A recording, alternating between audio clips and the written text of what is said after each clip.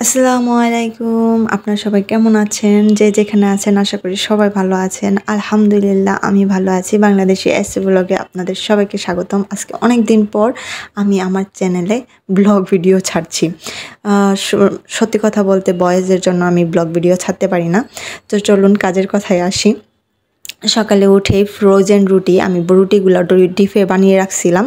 তো ডিপে রাখা মানে নামিয়ে রাখা যায় না, ডিপ অবস্থায় রুটিগুলা ভাজতে হয়। আমি পরোটার মতো করে ভেজে নিলাম। এরপর আমি একটা ডিম নিয়ে ডিম পোস্ট খাবো। আমার না ওই ডিম ভাজা, পেঁয়াজ মরিচ এগুলো দিয়ে না ডিম ভাজা খেতে একদম ভাল লাগে না, এই জন্য আমি খাই না।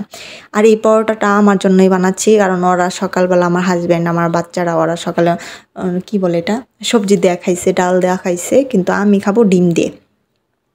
তো আমার ডিম পরোটা সব রেডি, আমি কিন্তু খেয়েও নিছি। এর মাঝে আমি চুলাতে আইসা ভেন্ডিগুলা চড়াই দিছি। আমার ভেন্ডি ভর্তা খাইতে খুব ভাল লাগে। এরপর আমি দুপুরে রান্নার জন্য ভেন্ডি ভর্তা আর হলো লতি আর কি শুটকি এইরকম রান্না করব, মানে শুটকিটা একটু ভাজা ভাজা করব।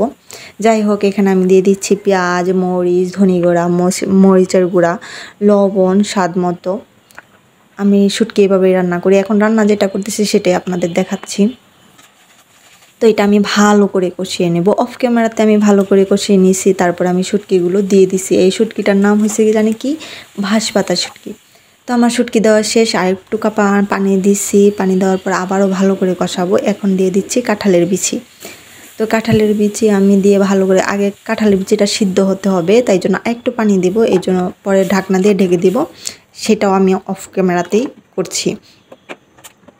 এখান দিয়ে আমার কিন্তু ওইখান দিয়ে কাঁঠালের বিচি সিদ্ধ হতে থাক, আর এখান দিয়ে ভেন্ডি হয়ে গেছে, সিদ্ধ হয়ে গেছে। এখন দিয়ে দিব লতিগুলা।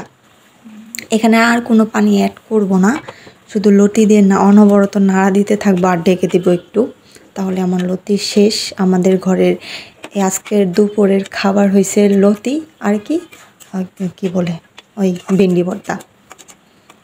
তো এইগুলাই। তো আমি ভালো করে ঢেকে দিচ্ছি, এখানে আমার হয়ে যাক। এখন আমি নিয়ে আসছি ভেন্ডি ভর্তা। তো ভেন্ডি ভর্তা তো করতে হবে, তাই না? তাই জন্য আমি শুকনা মরিচ নিয়ে নিচ্ছি, অল্প একটু পেঁয়াজ। তো শুকনা মরিচগুলা কষলাতে অনেক কষ্ট হচ্ছিল, কারণ হয়েছে মানে শুকনা মরিচগুলো না ড্যাম হয়ে গেছে, মানে অনেক শক্ত, পারতেছিলামই না। তারপর অনেক কষ্টে করলাম।